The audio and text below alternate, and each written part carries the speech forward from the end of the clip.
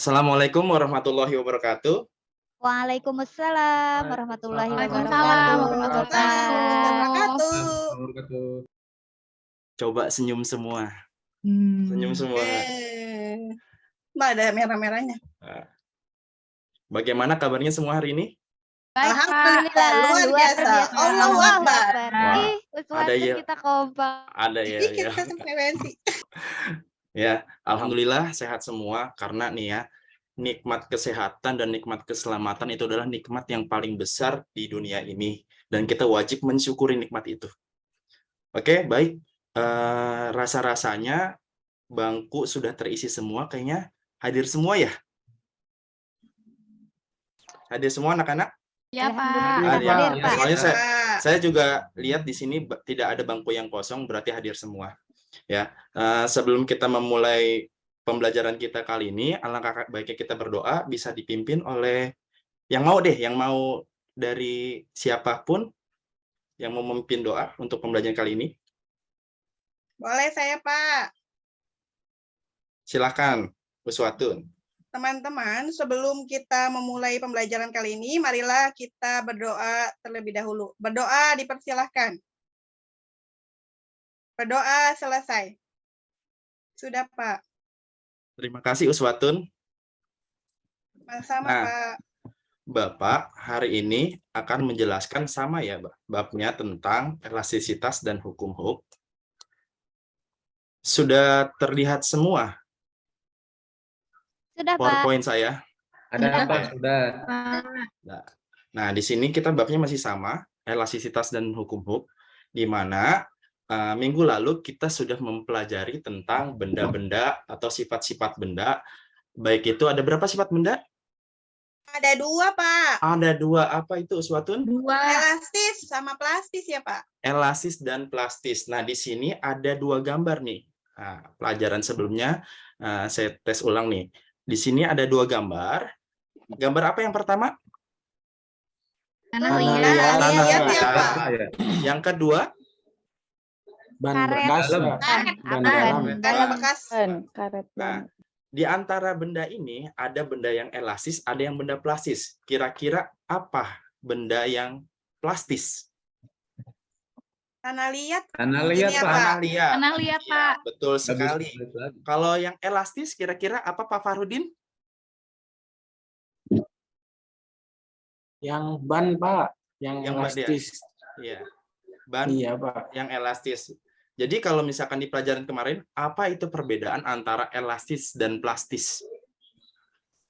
Saya, Pak, saya izin jawab, Pak. Iya. Apa, Yuli? Jadi bedanya itu bendanya bisa kembali ke bentuk semulanya atau enggak? Betul jawabannya, Pak. Betul. Kalau itu yang elastis yang seperti apa, Yuli? Kalau yang elastis berarti bendanya bisa kembali ke bentuk semulanya. Kalau yang plastis berarti bendanya tidak bisa kembali ke bentuk semulanya setelah ditarik gitu ya. Apakah setuju dengan pendapat Yuli, Tini? Iya, Pak. Berarti elastisitas itu adalah sifat sebuah benda kembali ke bentuk semula apabila diberi gaya. Dan plastis itu kebalikannya, tidak kembali ke bentuk semula apabila diberi gaya. Nah, pada materi kali ini, saya akan membahas tentang hukum Hooke, di mana Bapak di sini melakukan metode eksperimen. Tujuannya apa? Yang pertama yang Bapak harapkan di sini, kalian dapat mengidentifikasi hubungan antara pertambahan panjang pegas dengan gaya. Yang kedua, kalian dapat menginterpretasikan data percobaan. Nanti kalian akan Bapak bimbing dengan eksperimen, membentuk sebuah grafik, baik itu elastis, plastis, dan titik patah. Sudah siap semuanya? Ya, Pak. Ya, Pak. Oke. Ya, Pak. Nah, sebelumnya di sini saya tanya nih. Di sini ada gambar atlet memanah. Pasti kalian tahu kan, di sini ada Kak Anggit. Kak Anggit itu adalah atlet berprestasi di sekolah ini. Ya, di sini ada panahan. Kira-kira yang ditanyakan, jika sasaran ditempatkan di posisi sangat jauh, apa yang dilakukan pemanah untuk menjangkau panah ke sasaran? Misal, sasarannya tadinya 3 meter.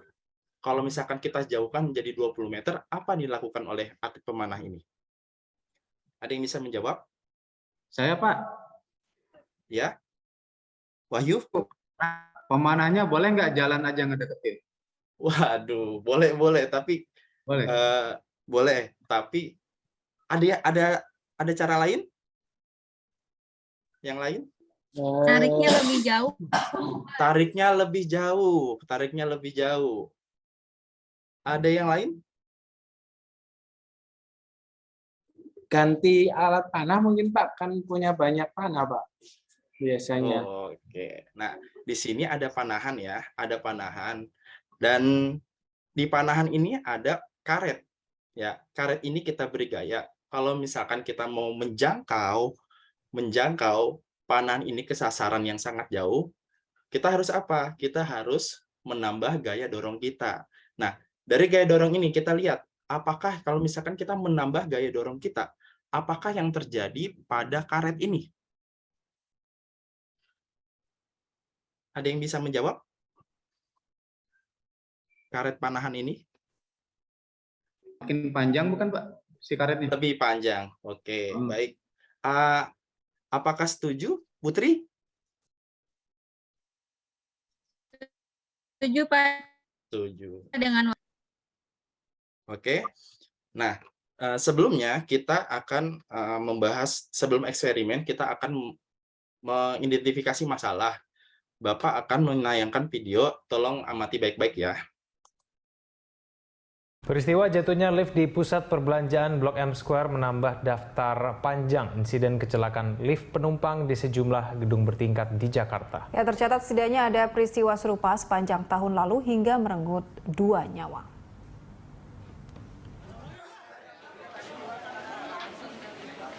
Hingga kini, Kepolisian Resor Metro Jakarta Selatan masih menyelidiki penyebab jatuhnya lift di Blok M Square. Sejumlah orang dilaporkan terluka akibat peristiwa ini. Dugaan sementara, lift jatuh karena kelebihan muatan. Sejumlah korban dievakuasi ke rumah sakit terdekat. Peristiwa jatuhnya lift di pusat perbelanjaan dan gedung di Jakarta bukan kali ini saja. Pada Desember 2015, sebuah lift khusus karyawan di gedung Nestle, perkantoran Hijau Arkadia, Jalan TB Simatupang, Jakarta Selatan juga pernah jatuh. Peristiwa itu menewaskan 2 orang pekerja dan melukai 1 orang kontraktor. Berdasarkan hasil olah TKP dan pendalaman para ahli, diduga penyebab kecelakaan lift karena kondisi lift yang sudah tua dan tidak pernah dirawat. Sejumlah onder di lift juga ditemukan dalam keadaan rusak. Sementara itu, pada 20 Januari 2017, lift di gedung BRI 2 di Jalan Jenderal Sudirman, Tanah Abang, Jakarta Pusat juga pernah jatuh. Lift yang bergerak turun dari lantai 11 anjlok hingga melukai sejumlah orang. Lift turun sekitar 50 cm dan mengenai spring area di lantai dasar. Lift juga dipadati pekerja saat peristiwa nahas itu terjadi. Meski menimbulkan korban jiwa, pihak pengelola gedung membantah tidak melakukan perawatan terhadap lift yang jatuh.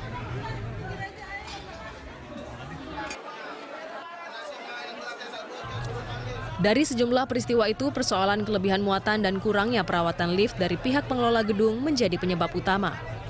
Ini menjadi pelajaran berharga bagi pengelola gedung-gedung megah di Jakarta agar peristiwa serupa tidak kembali terulang.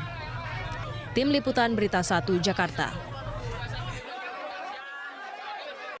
Kira-kira dari video tersebut kita mengidentifikasi masalah nih. Kalian membuat pertanyaan, ya pertanyaan seputar tentang apa? Tentang materi elastisitas, membuat sebuah pertanyaan yang nanti kita akan jawab setelah eksperimen. Dengan pertanyaan ini kamu lengkapi dengan hipotesis. Apa itu hipotesis? Ada yang bisa menjelaskan hipotesis? Hipotesis itu kayak perkiraan kita, bukan, Pak? Perkiraan kita. Nah, kamu membuat pertanyaan dengan menunjukkan hipotesisnya. Kira-kira dari video berita tadi tentang kecelakaan lift, kira-kira apa yang akan kita pertanyakan di sini? Ada yang bisa membantu Bapak? Contohnya, salah satu pertanyaan apa? Dari video yang Bapak sampaikan. Kenapa tadi Gimana, liftnya Pak? bisa jatuh? Iya. Kenapa liftnya bisa jatuh? Ada lagi? Saya pernah lihat di film itu klip ada tali-talinya ngaruh. Pak ya. Ada Ini tali-talinya. putus, gitu. Oh, iya, talinya. Gimana Ada gitu? talinya. Talinya Hmm. sifat, mungkin yang ditanyakan sifat talinya kali ya, Pak. Oh iya, Ya, sifat Wahyu. tali. Sifat talinya, iya betul, sifat talinya. Nah, untuk menjawab semua pertanyaan dan membuktikan semua hipotesis-hipotesis kalian itu benar, di sini Bapak akan membagikan kamu lembar kerja peserta didik LKPD. Kalian silakan bereksperimen tentang elastisitas, di mana eksperimen ini tentang hubungan antara gaya dengan pertambahan panjang pegas. Nah, sudah dibagikan semuanya? Sudah, Pak. Sudah. Ya. Di sini ada prosedur percobaan, bisa dilihat sendiri di LKPD-nya masing-masing. Kalian, ini namanya apa? Pegas, ya. Pegas. Ada pegas dan ada beberapa beban. Ini beban, ya. Ini beban. Kalian bereksperimen menemukan hubungan antara gaya dan pertambahan panjang pegas. Nah, di sini dari LKPD nanti saya sudah menyediakan juga bahan ajar. Silakan literasinya, kajian literaturnya bisa dari sini diambil atau dari internet untuk mengisi semua pertanyaan yang ada di lembar kerja peserta didik. Ya. Kelompoknya sudah saya bagikan sesuai dengan hasil dari UTS kemarin. Ya, silakan berdiskusi dan bereksperimen.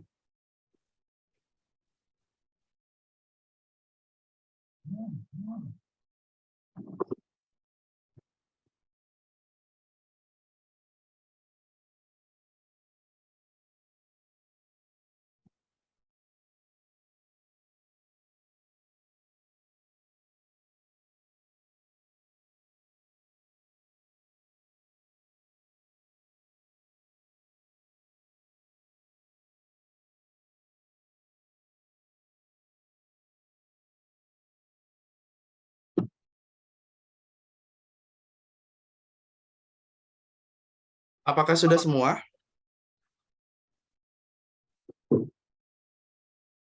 Apakah sudah semua?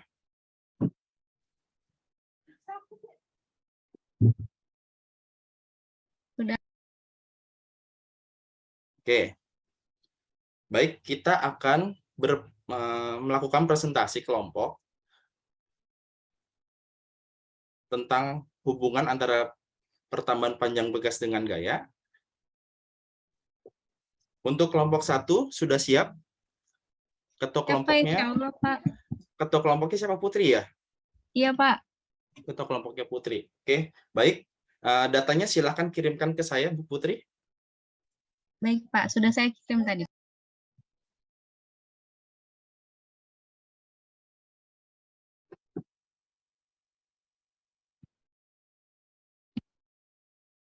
Sudah adakah, Pak, datanya, Pak? Sudah. Ini hasil percobaannya, silakan presentasi, Bu Putri. Ya, terima kasih Pak Ismail kesempatannya. Teman-teman semua, ini adalah hasil dari percobaan kelompok 1. Di sini tertulis masa beban yang kami ujikan, ada juga gayanya, lalu ada pertambahan panjangnya seperti pada tabel ini. Lihat bahwa semakin besar masanya, ternyata pertambahan panjangnya juga semakin besar. Selanjutnya mungkin Pak.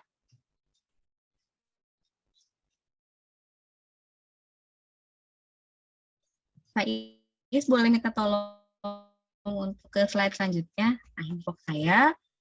Tadi ada yang bagian menggambarkan grafik. Ini adalah gambar yang kami dapatkan. Mohon maaf Pak, yang gambar grafik dulu Pak. Sebentar Ibu. Nah, ini yang gambar grafik yang telah digambarkan.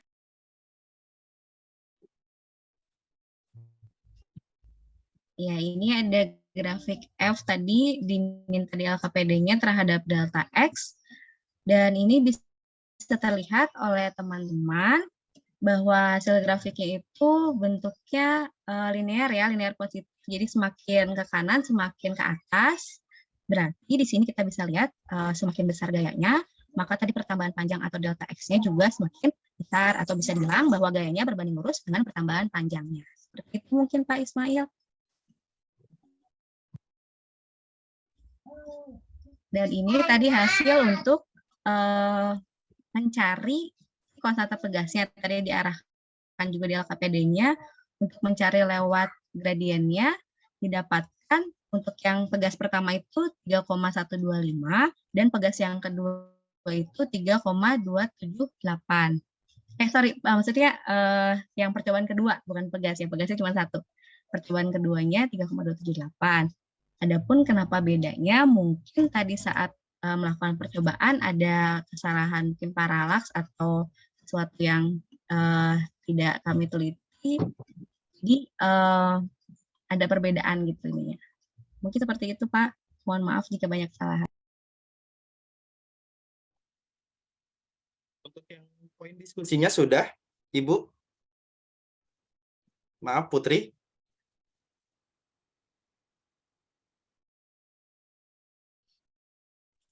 Oh iya, tadi untuk yang diskusinya di sini ditanyakan jika pegasnya, mohon maaf Pak, tadi pertanyaannya Pak.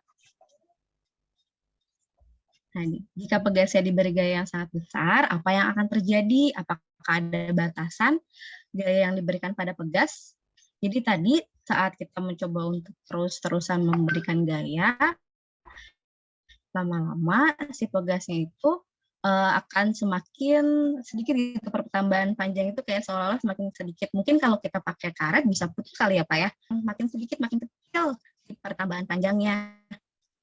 Tadi juga dari referensi yang sudah dibagikan, ada juga grafik tentang hubungan antara gaya dengan pertambahan panjang pegas yang seperti ditampilkan di sini.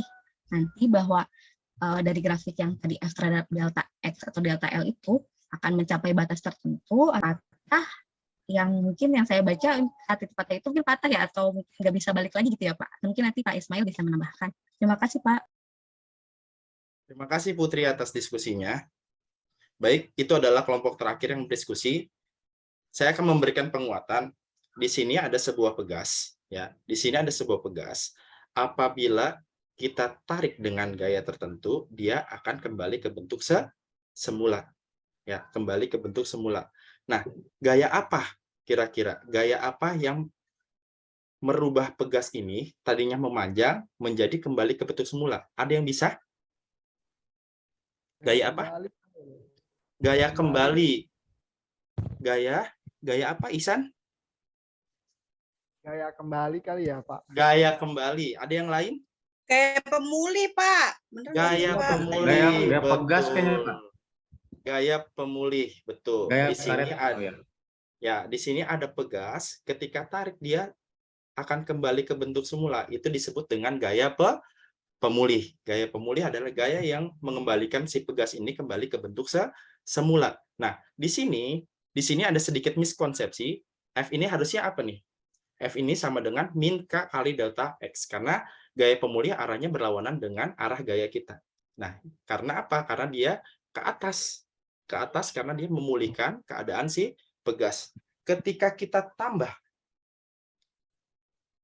Ini penguatan ya. Ini penguatan presentasi dari kelompok-kelompok. Di sini ada pegas. Panjangnya sekian. Tadi di eksperimennya Putri mengukur 9 cm. Nah, ketika ditambahkan di sini ya, ketika ditambahkan pegas akan bertambah panjang. Kita tambahkan lagi. Di sini pegasnya.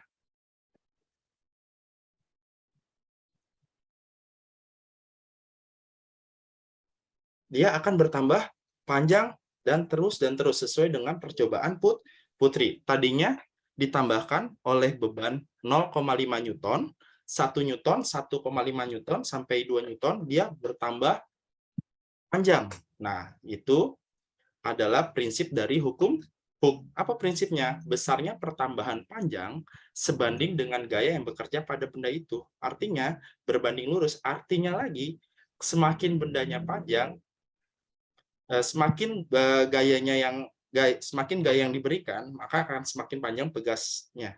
Ya, tadi sudah dieksperimenkan oleh Putri sendiri.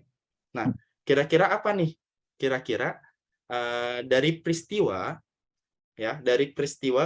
kecelakaan lift tadi, kira-kira yang tadi yang ditanyakan mengapa terjadi kecelakaan, ya, dari Ihsan tadi, mengapa liftnya bisa terjatuh? Kira-kira ada yang bisa menyimpulkan?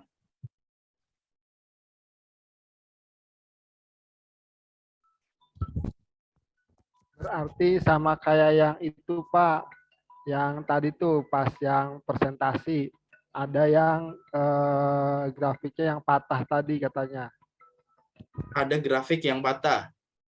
Setuju pendapatnya Uswatun? Pendapat Ihsan? Setuju, Pak. Setuju. Ada yang lain? Mungkin pendapat yang lain?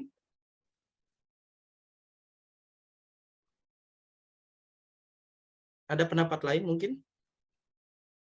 Oke, sepertinya sudah semua ya pendapatnya. Kalian kan masih SMA nih ya, pasti sering nonton film ya? Sering kan nih nonton film nih? Film bioskop? Iya Pak, sering. Suka, Sering Pak. nonton bioskop? Ya. Suka. Ada yang suka film horor di sini? Saya, Pak. Saya Ada Pak, yang suka saya. film horor? Nah, terakhir nonton film horor apa? Yang kemarin, Yuli? Pak, Pengabdi Setan. Pengabdi Setan. Nah, di situ ada kecelakaan lift nggak di situ? Betul, Pak. Jadi di satu scene di filmnya itu ada kecelakaan, liftnya jatuh tuh, Pak. Itu pokoknya horor banget, Pak. Horor. Nah, tadi Yuli bilangnya horor. Sebenarnya ya, kalau misalkan orang-orang di luar fisika nih, pembelajaran fisika, bilangnya itu ada kejadian gaib, ada kejadian mistis, ada kejadian apa. Tapi kalau misalnya kita perhatikan baik-baik di kejadian itu, di film itu, di scene itu tentang liftnya terjadi kecelakaan, kira-kira sebelumnya apa sih yang terjadi? Yuli? Jadi ya. Saya cerita sedikit boleh, Pak? Iya, boleh. Jadi pas di filmnya itu sih kameranya nyorot terus ke ada pemberitahuan di sananya tuh kayak ini maksimal penumpangnya cuma boleh 8 orang kalau nggak salah tuh, Pak, di dinding masuk pintu liftnya ya. Terus pas di filmnya itu ternyata yang masuk ke dalam liftnya tuh lebih dari 8 orang, ada yang sampai 10 atau lebih dari 12 orang. Kayaknya itu jatuhnya karena itu sih, Pak, jadi kelebihan beban ya, kelebihan muatan. Karena kelebihan beban. Nah, tadi saya bilang kalau misalkan di lift itu susunannya ada pegas-pegas. Nah, ketika sudah ada batasannya nih. Tadi ada batas elastisitas, ya, batas elastisitas. Gayanya seberapa? Gayanya itu adalah dari berat beban orang-orang yang berada di lift. Ketika berat itu sudah melampaui batas, ya, atau yang kita sebut dengan batas elastisitas, dia akan berubah menjadi plastis. Dan ketika dipaksakan dengan penumpangnya, lift itu akan jatuh. Artinya apa?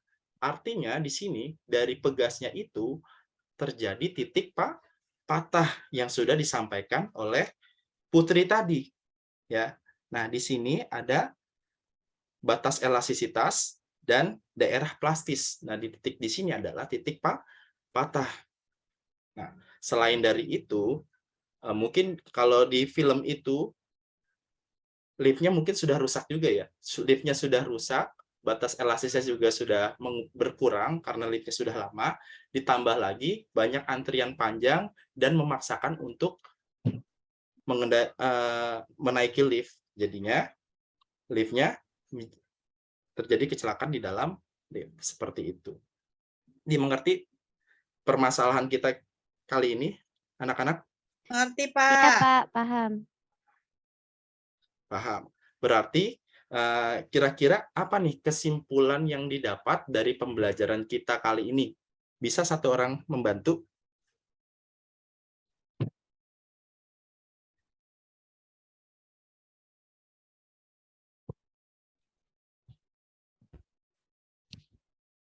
Saya Pak. Ya, silakan.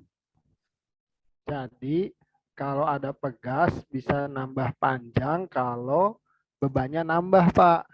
Jadi kalau makin ditambahin lagi kayak tadi makin panjang lagi, ditambahin lagi makin panjang lagi gitu, Pak. Baik, ada lagi kesimpulannya? Berarti saya poinkan kalau misalkan bebannya ditambah, pertambahan panjang pegasnya juga semakin panjang. Setuju pendapatnya? Anak-anak semua sepakat? Setuju, Pak. Setuju. Ada yang lain mungkin? Pak. Ada yang lain mungkin? Mungkin kalau dipercoba. Ada yang lain? Setuju. Nah, ini adalah kesimpulan kita kali ini yang diungkapkan oleh Pak Isan yang pertama. Gaya pada pegas dan pertambahan panjang Kalau pegas. udah lewat daerah elastis tadi jadi plastis, Pak. Nanti ada titik. Diulangi, Putri. Diulangi, Putri. Iya, Kalau Pak. Jadi sudah, tadi kalau misalnya sudah melewati batas atau daerah elastis tadi masuk ke daerah plastis, Pak, kalau dikasih gaya terus-menerus. akan terjadi, akan berada pada daerah plastis Plastis sampai. lalu nanti patah, titik patah. Oke. Ada yang lain? Sepakat semua dengan pernyataan Iksan dengan Putri? Sepakat, Pak. Sepakat, Pak. Pak, ya. Pak. Baik, berarti kesimpulan kita kali ini, pada percobaan kita kali ini, pertama, gaya pada pegas dan pertambahan panjang pegas berbanding lurus. Semakin tinggi pertambahan panjang pegas, maka semakin besar gaya yang bekerja. Yang kedua, apabila gaya F semakin diperbesar hingga melewati titik B, batas elastisitas sudah terlampaui, akibatnya setelah gaya F dihilangkan, pegas tidak bisa kembali ke bentuk semula. Pegas akan bersifat plastis. Nah, berikut ini adalah grafiknya. Ada yang mau ditanyakan? Ada, Pak, saya pas lihat grafik ini pengen nanya, Pak. Iya, Isan. Apa bedanya dari daerah hukum Hooke dengan batas elastisitas, Pak? Kan ada tulisan tuh batas elastisitas. Oke, pertanyaan yang bagus di sini. Nah, di sini ada daerah elastis, ada namanya daerah hukum Hooke ya, mungkin ya, ini pertanyaannya. Ada daerah hukum Hooke, dan di sini ada daerah batas elastisitas. Nah, daerah hukum Hooke ini, atau daerah hukum Hooke ini, di sini si pegasnya bertambah panjang, tetapi bisa kembali ke bentuk semula. Kembali ke bentuk semula. Sedangkan di batas elastisitas, benda bisa bertambah panjang, tetapi tidak kembali ke bentuk semula. Jadi perbedaan antara OA sama AB seperti itu. OA daerahnya masih bisa bertambah panjang dan kembali ke bentuk semula. Kalau daerah AB di sini tidak bisa kembali ke bentuk semula, tapi bisa bertambah panjang sampai akhirnya dia berada di daerah plastis. Dia tidak bisa bertambah panjang sama sekali. Dan apabila kita paksakan, seperti kejadian kecelakaan di lift, kita paksakan, per itu kan dari kawat. Kawat itu kalau misalnya kita paksakan, dia akan plastis. Plastis itu kita akan paksakan, lama-lama dia akan patah di sini. Dapat dimengerti anak-anak pembelajaran kita kali ini? Mengerti, Pak, mengerti. Pak. Nah, di sini ada kuis nih. Kira-kira siapa yang bisa menjawab kuis ini, Bapak akan tambahkan nilainya. Silakan dijawab.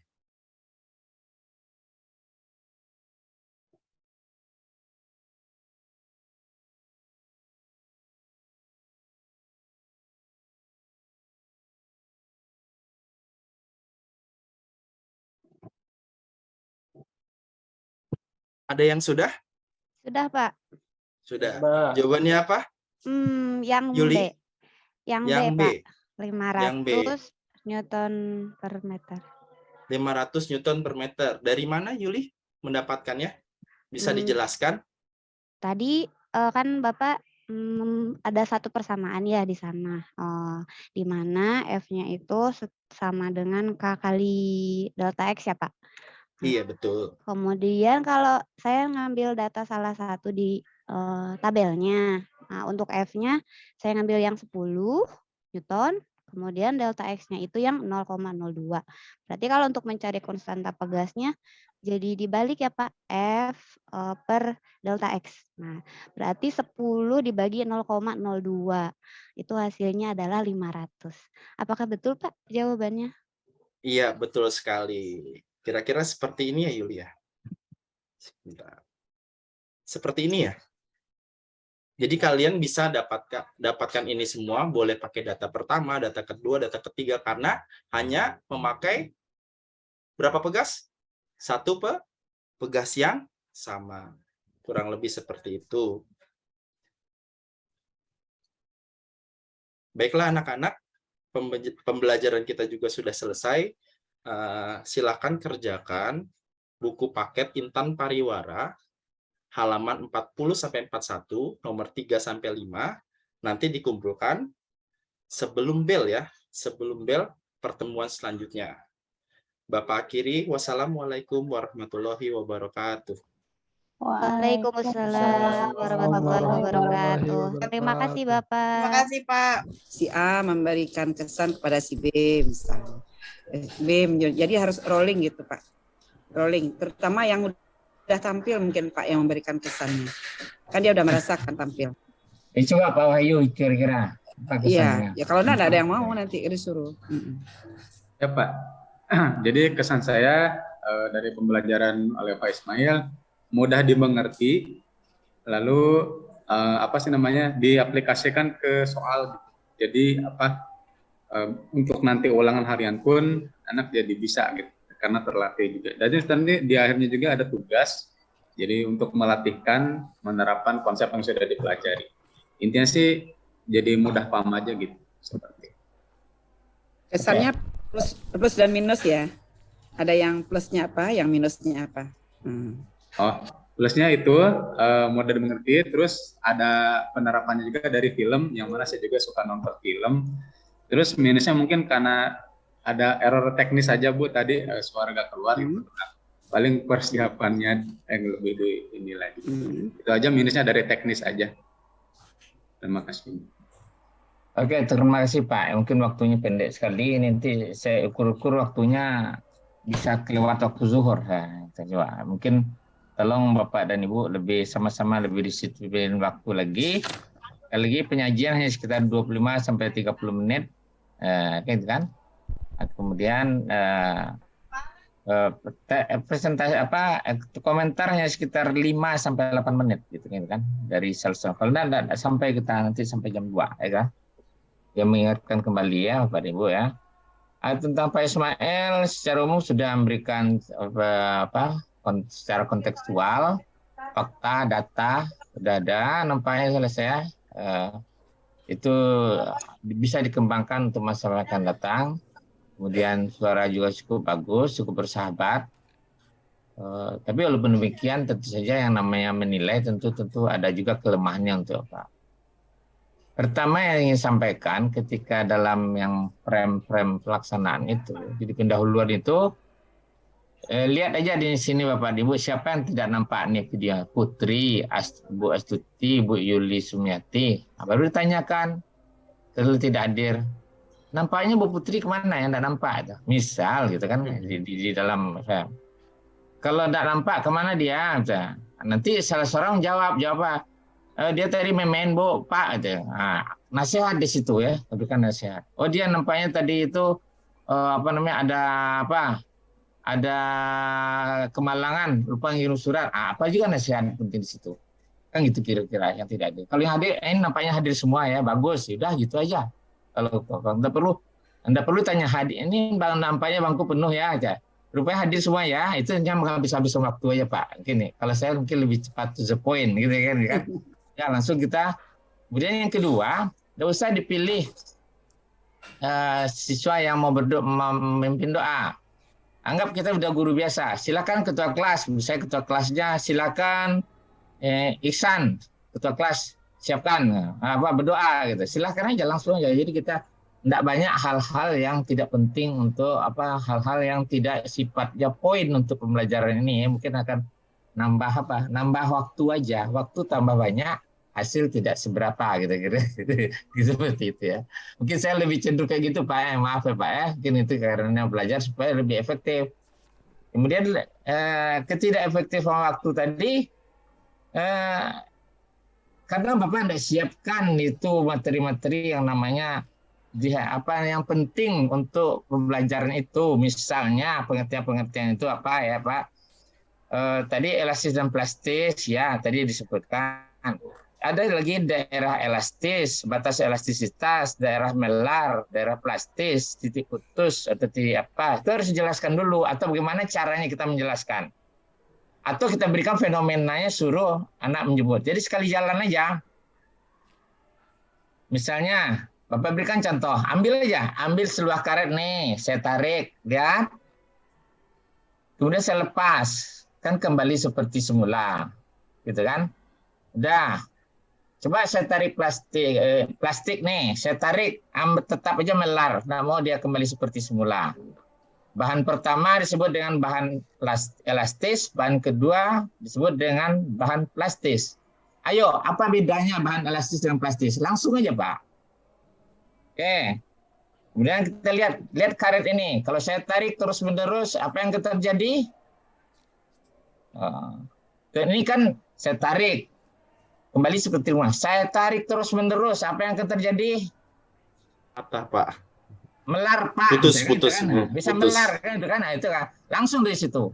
Nah, kalau tarik terus akan putus. Langsung aja kita nerangkan Pak. Jadi tidak perlu habis waktu sampai lebih 15 menit kita menerangkan itu aja, bisa 10 menit gitu kan. Jadi kita cepat aja. Ada konsepnya. Ya Bapak Ibu, itu kira-kira yang saya ingin sampaikan. Jadi pengetahuan penting itu lihat itu dari grafiknya gitu kan, grafik yang kita sayangkan. Jadi kita tidak banyak membuang waktu. Secara kontekstual udah bagus, tapi dari sisi penyiapan materi esensialnya tidak nampak di situ. Harus tahu mana di situ. Bahan elastis adalah bahan yang jika diberi gaya akan bertambah panjangnya, jika gaya dihilangkan dia akan kembali seperti semula. Contoh. Bahan plastis adalah itu kan seperti itu kan konsepnya yang materi esensial ya. Pengertian konsep prinsip hukum. Daerah elastis adalah daerah bla bla bla bla. Mana siapan konsepnya itu yang harus dikuasai siswa? Tidak ada yang secara tertulisnya. Jadi kalau ngajar itu pastikan Bapak dan Ibu ada yang bisa dibawa pulang oleh anak-anak. Jangan hanya banyak pemberian fenomena-fenomena yang tidak ada bisa dibawa pulang. Harus ada statement atau pernyataan konsep yang ada tinggal di kepalanya. Itu kan. Urutannya ke situ kan. Jadi pertama kita mau bikin rumusnya materi esensial itu dulu. Misalnya tadi pengertian elastis, pengertian plastis, beda elastis dan plastis, pengertian elastisitas, kan beda tuh Pak ya. Kemudian daerah elastis, batas plastis, itu harus tahu anak-anak itu dulu. Kalau enggak di pertanyaan awal itu diberikan, oke kan? Nah, pertanyaan awal. Jadi, tetap diluruskan, grafik. Kemudian persyaratan terkait dengan elastisitas, enggak ada itu satuannya. Langsung aja udah ada satuannya. Satuan terkait itu apa saja. Kemudian hubungan antara pertama, kemudian kuis. Nah, yang kuis sifatnya bukan siapa dapat, Pak. Yang siapa dapat itu dalam nama konsep. Iya, Bu. Nah, setelah kesimpulan. Sudah selesai kesimpulan, dia bertanya tentang grafik tadi kan? Tentang grafik ya? Grafik daerah plastis, elastis, dan plastis. Itu akibat yang sampaikan Pak Amali tadi. Karena di awal tidak materi esensial, tidak jelaskan. Sehingga udah selesai kesimpulan, masih ada yang bertanya juga. Harusnya kalau udah selesai kesimpulan kan tidak ada lagi. Berarti udah bolak-balik pembelajarannya. Udah harusnya itu pertanyaan itu kan dilontarkan di kegiatan inti. Ya kan, di kegiatan inti kan di dalam pembelajaran. Iya, betul, Bu. Masih ada juga yang bertanya. Oke, itu aja Pak. Satu aja Pak Ahmad. Ya, makasih Bu Ida. Jangan pernah bosan menerima masukan Bapak dan Ibu untuk bisa lebih baik, gitu kan, lebih bagus ya. Iya Bapak. Ya, berikutnya Ibu